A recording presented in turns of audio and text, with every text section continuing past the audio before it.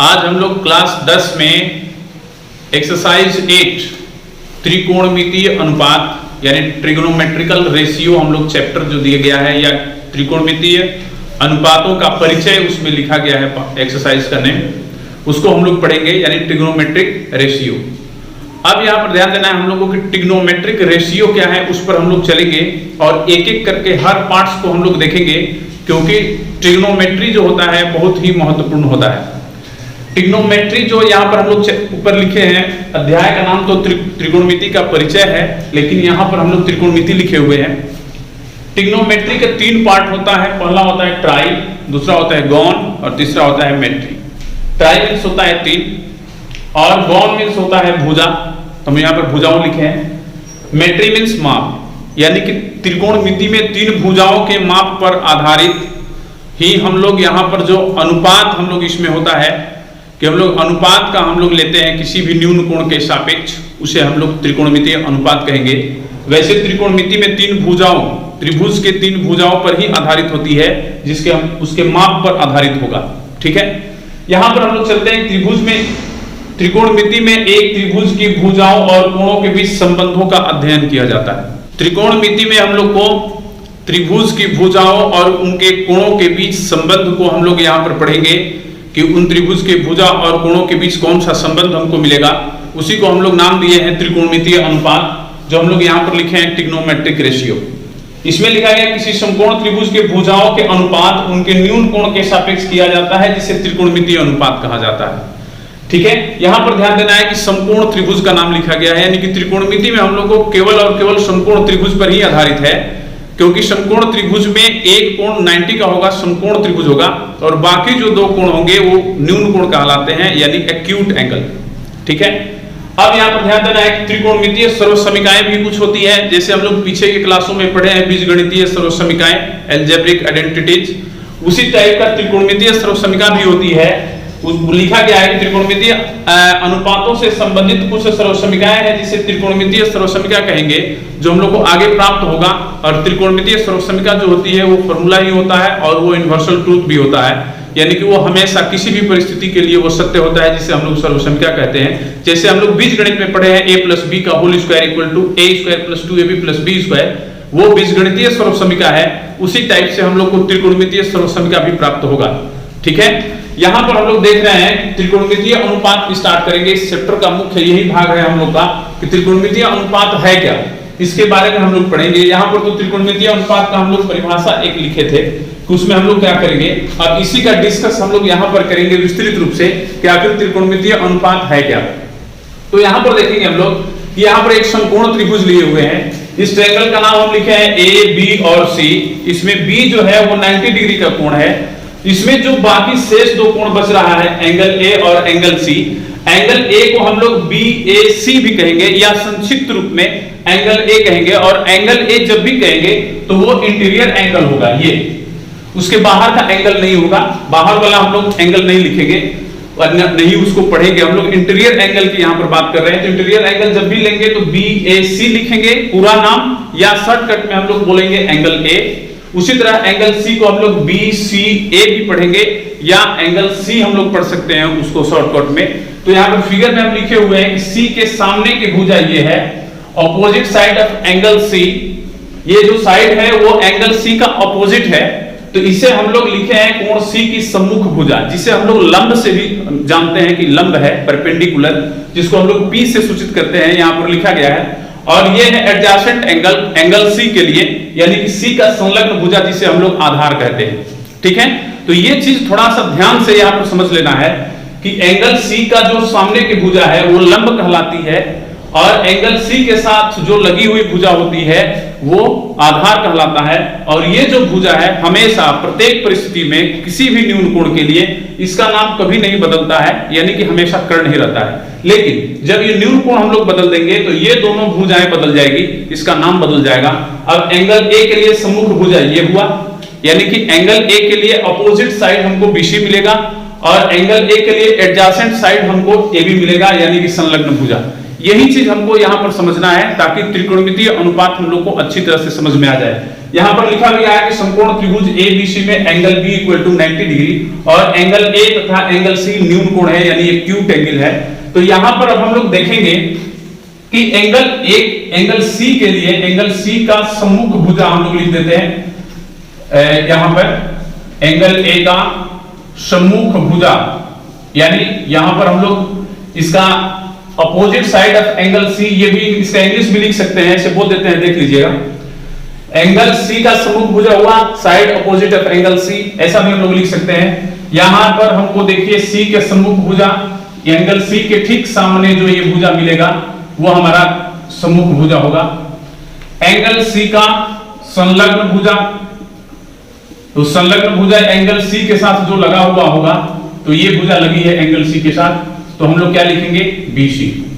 ठीक है, अब ध्यान देना है कि एंगल सी के सम्मुख भुजा को ही हम लोग लंब बोलते हैं और एंगल सी के संलग्न भुजा को ही हम लोग आधार बोलते हैं। तो यहां पर हम लोग फिगर में भी लिखे हुए हैं, तो ये लंब हो जाएगा एंगल सी के लिए और ये एंगल सी के लिए आधार होगा, यानी कि परपेंडिकुलर और बेस। ध्यान देना है, ये परपेंडिकुलर हो गया, ये बेस हो गया। और इसमें एक और न्यून कोण है एंगल ए, तो एंगल ए का सम्मुख भुजा भी हम लोग लिखेंगे। पहले इसको हम लोग को ध्यान से देख लेना है, ये समझ में आ जाएगा तो हमको नहीं लगता है कहीं दिक्कत होगा। तो एंगल ए के सम्मुख भुजा लंब होगी, क्योंकि सम्मुख भुजा के आगे हम लोग लंब लिखे हुए हैं, तो यहां पर अगली बार लिख देते हैं लंब। और हम लोग देख रहे हैं कि एंगल ए के सम्मुख भुजा कौन सा है, BC, तो अब की बार BC देखिए लंब मिल गया। एंगल ए का संलग्न भुजा यानी एडजेसेंट साइड हमको क्या प्राप्त होगा, और उसको हम लोग आधार कहेंगे, आधार यानी बेस, और ये आधार है एंगल ए के साथ लगा हुआ, तो AB मिलेगा। हम लोग देख रहे हैं कि एक ही त्रिभुज में दो परपेंडिकुलर और दो बेस भी प्राप्त हुआ, लेकिन हाइपोटेन्यूस ये जो कर्ट है वो हमेशा सेम है, उसका नाम नहीं बदलेगा। ठीक है, तो यहां पर हम लोग एंगल सी के लिए दूसरा लंब मिल रहा है और एंगल ए के लिए दूसरा लंब मिल रहा है। एंगल सी के लिए ये संलग्न भुजा यानी आधार दूसरा मिल रहा है और एंगल ए के लिए ये आधार मिल रहा है, यानी कि AB।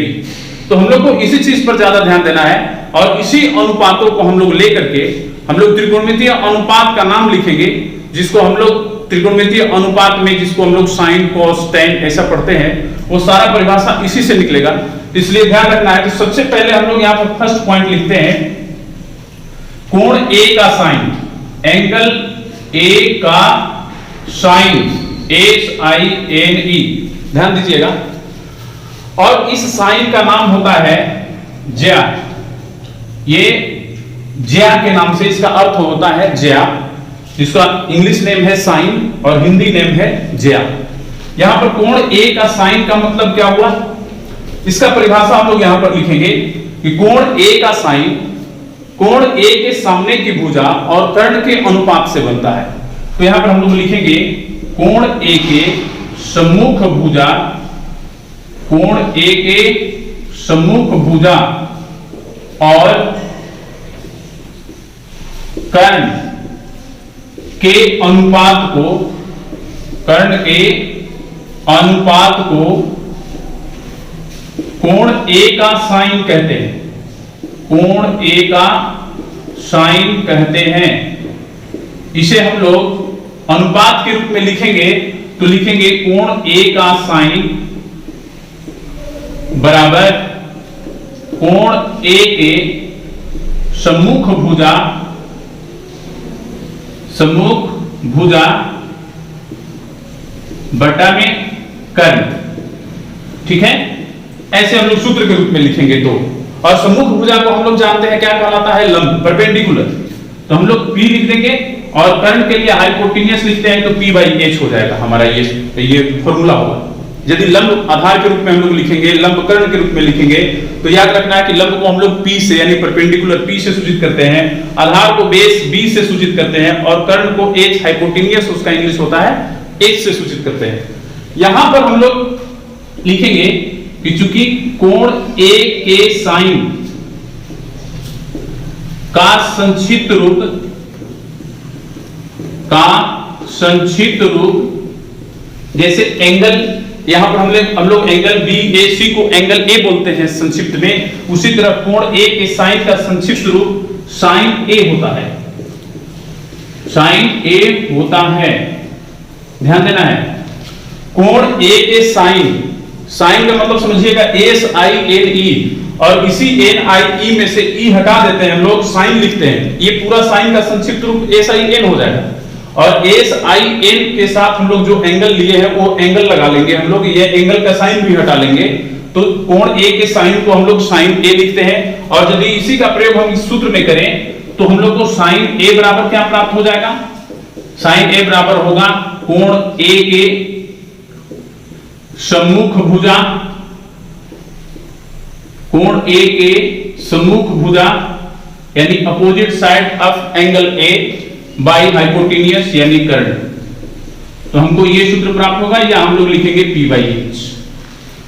यही सूत्र हम लोग को यहां पर पढ़ना है, ये साइन का परिभाषा हो गया। इसके बाद बाकी अभी है त्रिकोणमितीय फलन, उसको भी हम लोग देखेंगे, ठीक है। अब हम लोग देखते हैं अगला त्रिकोणमितीय अनुपात। पहला तो हम लोग देख चुके हैं ये कोण ए के साइन का।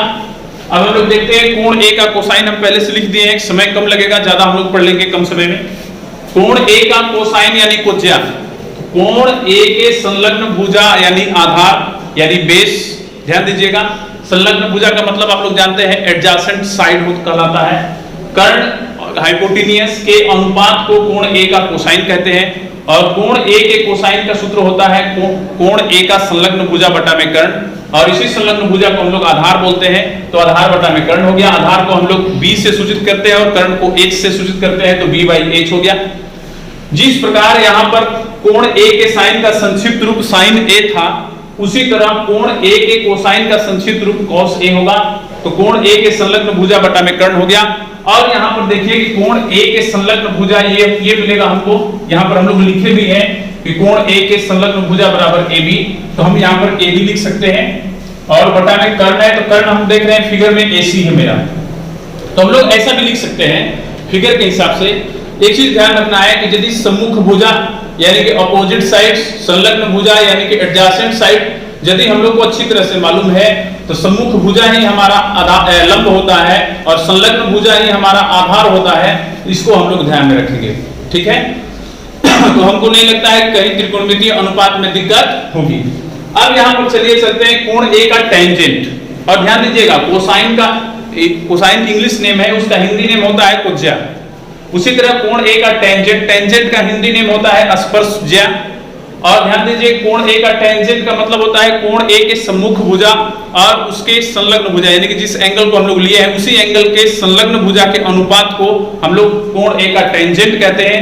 कोण ए का टेंजेंट जो होगा वो कोण ए के सम्मुख भुजा बटा में कोण ए के संलग्न भुजा के रूप में लिखेंगे। तो सम्मुख भुजा को हम लोग लंब लिखते हैं और संलग्न भुजा को आधार, लंब को परपेंडिकुलर लिखते हैं, आधार को बेस, तो P बाई V भी लिख देंगे। जिस प्रकार एंगल ए के कोसाइन को हम लोग संक्षिप्त रूप में cos a लिखते थे, उसी तरह एंगल ए के टेंजेंट को हम लोग संक्षिप्त रूप में tan a लिखेंगे। तो tan a बराबर क्या होगा, कोण ए के सम्मुख भुजा बटा में कोण ए का संलग्न भुजा। और यहाँ पर हम लोग देख रहे हैं कि कोण ए के सम्मुख भुजा हमारा क्या है, BC, तो यहाँ पर हम लोग BC लिख देंगे। और कोण ए के संलग्न भुजा क्या है हमारा, AB, तो यहाँ पर हम लोग AB भी लिख सकते हैं, ठीक है। इस रूप में या तो हम लोग लिखेंगे या इस रूप में लिखेंगे, कोई दिक्कत नहीं है, सूत्र मेरा है। बाकी इसमें ध्यान दीजिए कि अभी 3 और त्रिकोणमितीय अनुपात है, जो इन तीनों त्रिकोणमितीय अनुपातों का व्युत्क्रम है।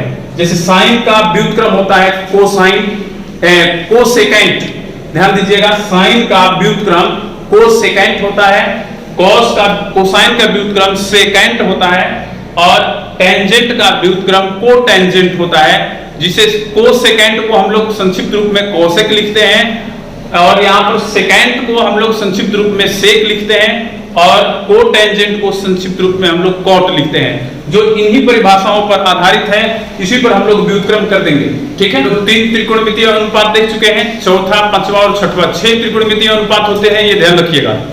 साइन का व्युत्क्रम त्रिकोणमितीय अनुपात को हम लोग कोसेकेंट बोलते हैं। यहाँ पर देखिए लिखे हैं, यहाँ जो लाइन दिया है इसके ऊपर वाला नहीं लिखना है, इसके नीचे से लिखेंगे हम लोग। तो ध्यान दीजिएगा, अभी फिगर छोड़े हैं, फिगर की जरूरत है हम लोग को।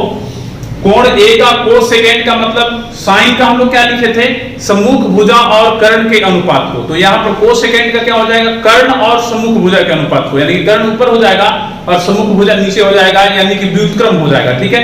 तो यहाँ पर देखिए लिखा गया है कोण ए के कर्ण और सम्मुख भुजा के अनुपात को कोण ए का कोसेकेंट कहते हैं, और कोण ए का कोसेकेंट बराबर कर्ण बटा में कोण ए का सम्मुख भुजा। यही साइन में हम लोग इसको ऊपर लिखे थे और इसको नीचे। कोसेकेंट में ये नीचे ऊपर नीचे हो गया, बदल गया है, ऊपर वाला नीचे हो गया है, नीचे वाला ऊपर हो गया है, ठीक है।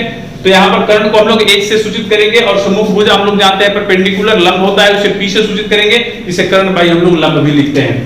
यहाँ पर ध्यान दीजिए कि इसके संक्षिप्त रूप को हम लोग कोसेकेंट के संक्षिप्त रूप को कॉसेक ए लिखते हैं। ध्यान दीजिएगा, कोसेकेंट का संक्षिप्त रूप कॉसेक और एंगल ए के लिए हम लोग ए ले लिए हैं, तो यही मेरा सूत्र मिल गया। और फिगर में देखिए कर्ण मेरा जो है वो एसी है और ये सम्मुख भुजा कोण ए के सामने की भुजा हमको बीसी प्राप्त हो रही है, यहां पर हम लोग बीसी लिख देंगे, ठीक है। ये ध्यान रखना है कि ये जो कोसेकेंट है वो साइन का व्युत्क्रम है, यानी कि साइन का व्युत्क्रम क्या होगा, कोसेक। आगे हम लोग चलेंगे, इस पर सूत्र भी सिद्ध करना है। अभी हम लोग यहाँ पर त्रिकोणमितीय अनुपात का परिभाषा लिख रहे हैं, उससे हमको एक सूत्र मिल जा रहा है। इसी सूत्र की सहायता से हम लोग साइन कॉस टेन को हम लोग ठीक व्युत्क्रम दिखाएंगे, उसका अन्य सूत्र भी हम लोग ज्ञात करेंगे।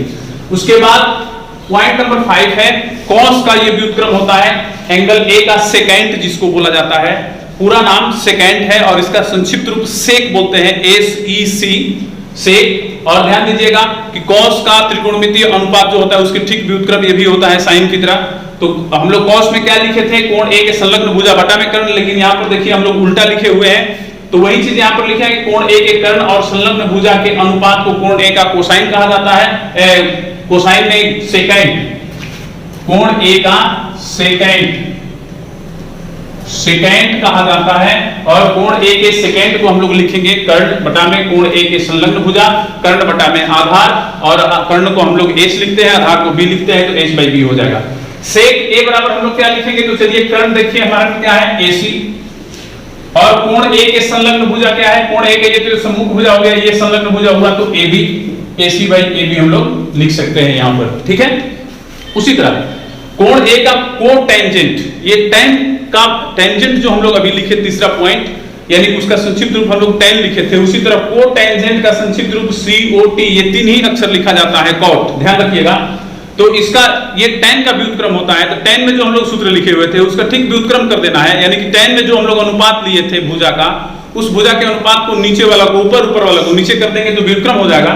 तो यहाँ पर लिखे हैं कोण ए के संलग्न भुजा, उसमें सम्मुख भुजा लिखा गया था, और कोण ए के सम्मुख भुजा के अनुपात को कोटेंजेंट कहते हैं, और कोण ए का कोटेंजेंट बराबर कोण ए के संलग्न भुजा बटा में कोण ए के सम्मुख भुजा, आधार बटा में लंब, तो क्या हो जाएगा यहाँ पर b बाई p।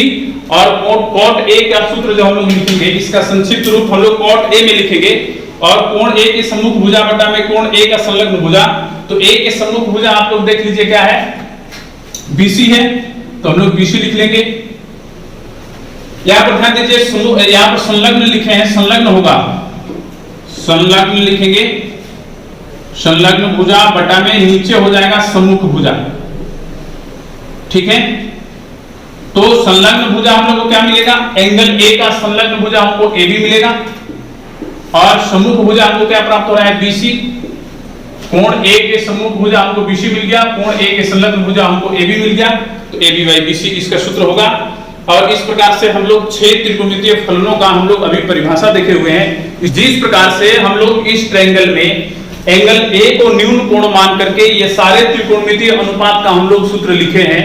त्रिकोणमितीय अनुपात 6 होता है, याद रखना है, साइन कॉस टेन, और उन तीनों का व्युत्क्रम क्रमशः रिस्पेक्टिवली हम बोल रहे हैं, साइन का कोसेक, कॉस का सेक और टेन का कॉट, यानी 6 त्रिकोणमितीय फलन हो गया। तो एंगल ए लेकर के हम लोग लिखे थे, यदि हम लोग एंगल सी को न्यून कोण लेंगे तो मेरा सूत्र क्या होगा, तो यहाँ पर कुछ नहीं होगा, यहाँ पर लिख देंगे एंगल सी, केवल एंगल सी का सम्मुख भुजा, कर्ण बटा में एंगल सी का सम्मुख भुजा, ये याद रखना है। लेकिन केवल हम लोग को वहां पर पहचानना है कि सी के लिए कौन सा सम्मुख होगा और ए के लिए कौन सा सम्मुख होगा, यही हमको पहचानना है। सम्मुख भुजा को हम लोग बोलते हैं लंब, और संलग्न भुजा को हम लोग बोलते हैं आधार, इस पर ध्यान रखना है। तो उसी तरह हम लोग एंगल सी के लिए भी ये 6 त्रिकोणमितीय सूत्र हम लोग लिख सकते हैं। हम यहाँ पर एक ही लिखे हैं, बाकी सूत्र हम लोग आगे देखेंगे। हम लोग अब त्रिकोणमितीय अनुपात के जो परिभाषा पढ़े हैं उसी परिभाषा पे आधारित हम लोग कुछ सूत्र भी देखेंगे इसमें। यहाँ पर भी हम लोग फिगर एक समकोण त्रिभुज ले लिए हैं, जिसमें कोण जो B है वो 90 डिग्री है। यहाँ पर 2 न्यून कोण है हमारा A और C। हम लोग यहाँ पर सबसे पहले एंगल A के लिए लिखेंगे। एंगल ए को न्यून कोण लेने पर, एक्यूट एंगल यदि हम लोग इसको लेंगे एंगल ए को, तो लिखेंगे लेने पर। अब देखिए हम लोग डायरेक्ट सूत्र लिखेंगे साइन ए, बराबर ध्यान दीजिएगा थोड़ा सा। तो साइन ए का क्या सूत्र होता है, ये एंगल हम लोग लिए हैं, ठीक है। तो साइन ए का क्या सूत्र होता है, सम्मुख भुजा बटा में कर्ण। तो सम्मुख भुजा हमारा क्या है, बीसी, बटा में कर्ण क्या है, एसी, ठीक है, ये ध्यान रखना है। उसके बाद हम लोग आगे बढ़ते हैं, कॉस ए का सूत्र लिखेंगे, जो अभी हम लोग परिभाषा लिखे उसी पे आधारित है। कॉस ए का क्या सूत्र होगा, संलग्न भुजा, ए के साथ लगा हुआ भुजा संलग्न भुजा है, यानी कि इसको हम लोग क्या बोलते हैं, आधार, और ये हमारा कर्ण हो जाएगा। तो हम लोग क्या लिखेंगे, ए बी बाई ए सी। चलिए फिर लिखते हैं हम लोग tan ए का। तो tan ए के सम्मुख भुजा बटा में संलग्न भुजा यानी कि BC बटा में AB, हम लोग लिख देंगे यहां पर BC बटा में AB। फिर उसके बाद इन तीनों का व्युत्क्रम भी हम लोग लिखते हैं। साइन का व्युत्क्रम कोसेक A, तो हम लोग ठीक इसी को उल्टा कर दीजिए, AC बटा में BC। इसका व्युत्क्रम लिखते हैं सेक A, तो इसको उल्टा कर दीजिए, AC ऊपर AB नीचे, ठीक है। फिर उसके बाद हम लोग लिखेंगे कॉट A, तो हम लोग इसको उल्टा कर देंगे BC बटा में AC, ठीक है। अब ध्यान दीजिएगा थोड़ा सा, यहां पर हम लोग इसी की सहायता से हम लोग दिखाएंगे कि साइन का व्युत्क्रम कोसेक होता है। तो यहां पर हम लोग देखिए लिखते हैं कि साइन A बराबर BC बाई AC हम लोग को दिया गया है, ठीक है। यदि हम इसको ऐसा लिखते हैं 1 बाई AC बटा में BC, मेन बटा हमारा ये है, तो फर्स्ट एंड थर्ड के अनुसार BC ऊपर चला जाएगा, फिर इतना आ जाएगा।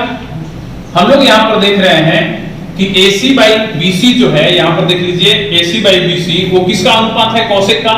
तो हम लोग यहां पर लिख देंगे कोसेक A, यानी याद रखिएगा कि साइन A बराबर cosec A, 1 by cosec A होता है।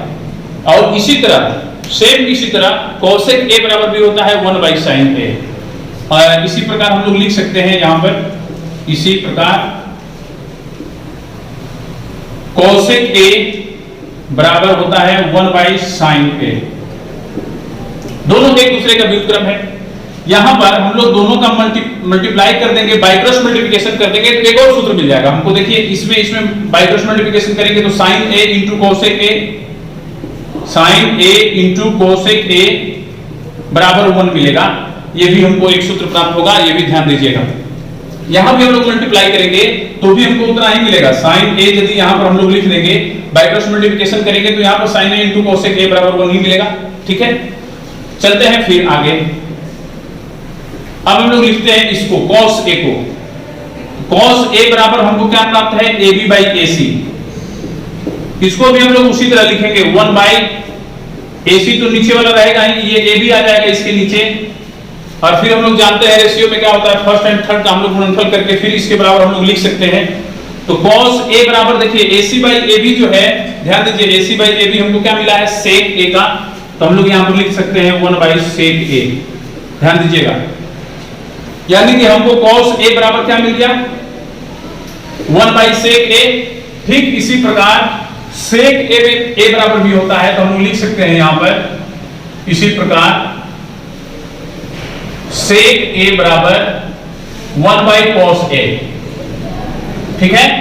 और हम लोग इसको यदि बाई क्रॉस मल्टीप्लिकेशन करेंगे तो cos A into sec A, cos A into sec A बराबर 1 हमको मिलेगा।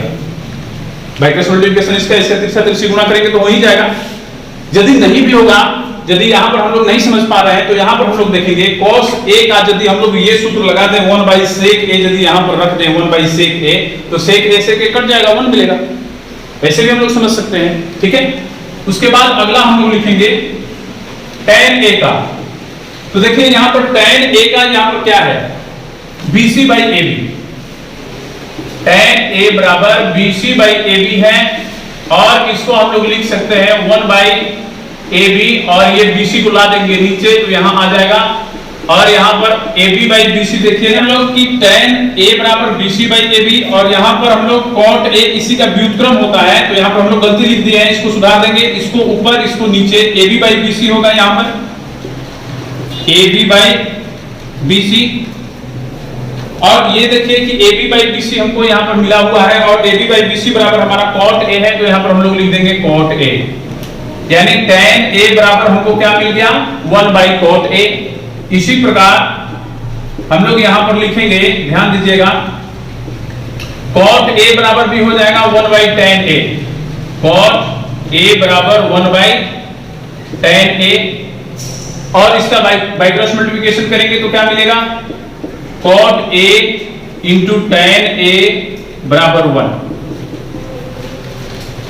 ये सारा हम लोग अभी सूत्र लिख रहे हैं, ध्यान दीजिएगा। ये पहला सूत्र मेरा था sin A बराबर 1 बाई cosec A, दूसरा सूत्र था cosec A बराबर 1 बाई sin A, तीसरा सूत्र था sin A into cosec A बराबर 1, फिर उसी तरह cos A बराबर 1 by sec A, sec A बराबर 1 by cosec, sec A into cos A बराबर 1, tan A बराबर 1 by cot A, cot A बराबर 1 बाई tan A, और cot A into tan A बराबर 1। एक चीज और, tan का एक और सूत्र होता है, देखिए tan A बराबर हम लोग फिर वही अनुपात लिखेंगे जो यहाँ पर लिखे थे, BC बाई AB।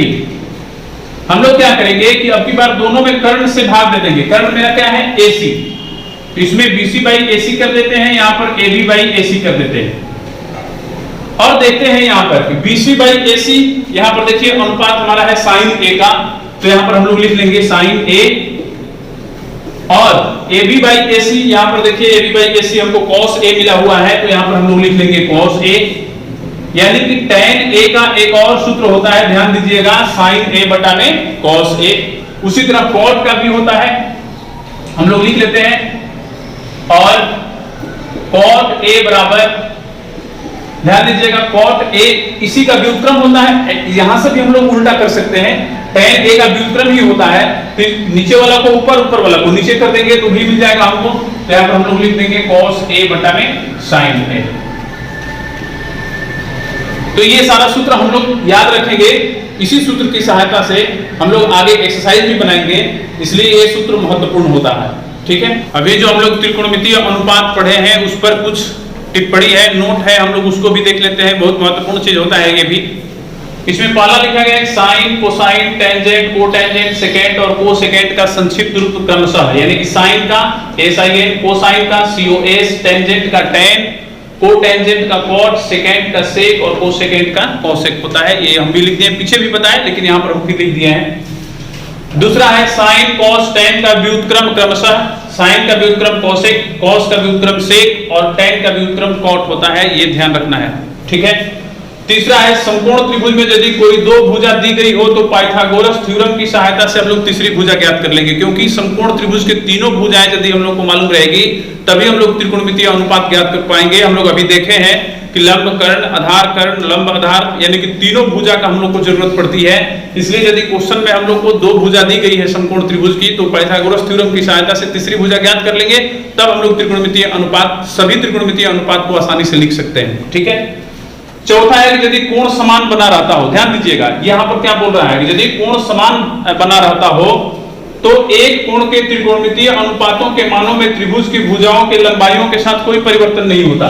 इसका मतलब यह है कि जैसे मान लीजिए कि ये समकोण त्रिभुज दिया गया है हमको, यहाँ पर हमको 30 डिग्री का कोण बन रहा है, फिर एक और त्रिभुज हम यहाँ पर इसको हम बढ़ा देंगे, ये बड़ा त्रिभुज हो गया, फिर इसको और बढ़ा देंगे इसको, तो ये और बड़ा त्रिभुज हो गया।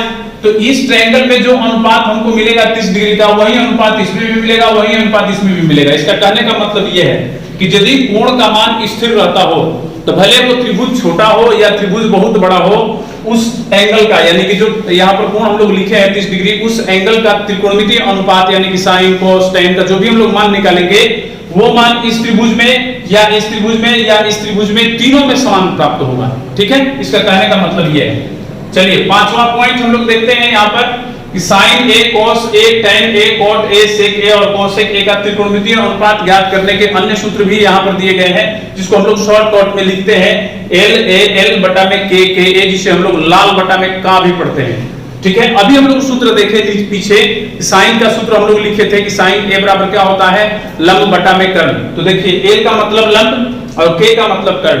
तो लंब बटा में कर्ण, यहाँ पर साइन लिखे हैं तो लंब बटा में कर्ण होगा। cos लिखे हैं तो a का मतलब आधार यानी बेस, आधार बटा में कर्ण हो जाएगा।